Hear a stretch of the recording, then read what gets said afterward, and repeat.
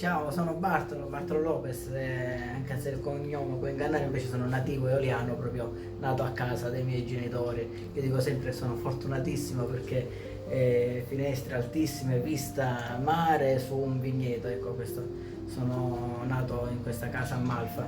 E niente, mio papà faceva il panettiere, però amava tanto la terra, quindi è riuscito senza volerlo a trasmettermi questo amore per l'isola e per la terra, quindi anche per i prodotti. Ho fatto tanti lavori, però avevo proprio un pensiero fisso che era quello là di riuscire a raccogliere un po' tutto quello che si può fare alle Eolie, a Salina e poterlo mettere sul mercato, insomma, no?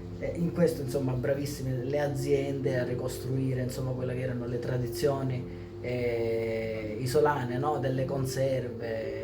Abbiamo tante aziende, Ventuccia, insomma, Virgona, Caravaggio, insomma, tutte le aziende dell'isola che saranno circa 10, insomma.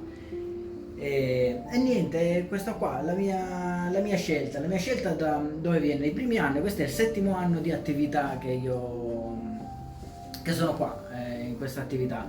I primi anni erano dedicati solo ed esclusivamente ai prodotti eoliani, quindi vini e conserve, però poi un po' storicamente, no? Perché le eolie saline, insomma, alla fine nei primi del Novecento, insomma, c'è stato l'esodo degli eoliani a causa della fillossera, della peronospera.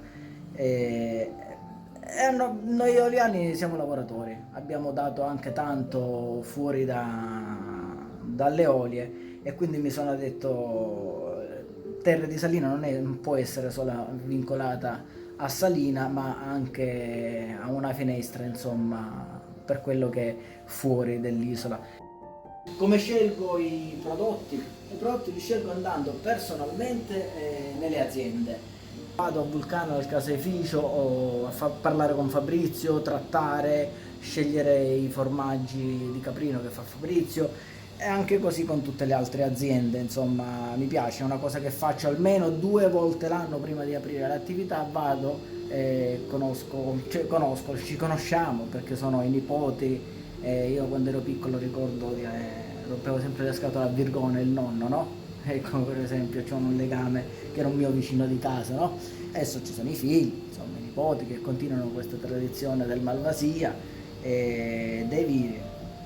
Quindi però è una cosa che io amo fare, mi piace mantenere i rapporti umani. La maggior parte della produzione di ortaggi viene fatta da me nei miei terreni, quindi io faccio le insalate, preparo insalate, panini proprio con i miei capperi, con i miei pomodori, con le mie cipolle, insomma sono un po' conosciuto, mi sono fatto questa clientela proprio perché sanno che qui trovano i prodotti che coltivo io. Io credo che siano i racconti di mio papà che invece mi ha fatto amare la terra, mi ha fatto un po' spaventare l'acqua, insomma lui non era un grande, neanche io non amo tanto l'acqua, però io amo la quiete, ecco, amo la montagna perché trovo lì più tranquillità, più pace. Il mare è sempre rumoroso, sempre agitato, e non mi fa stare bene.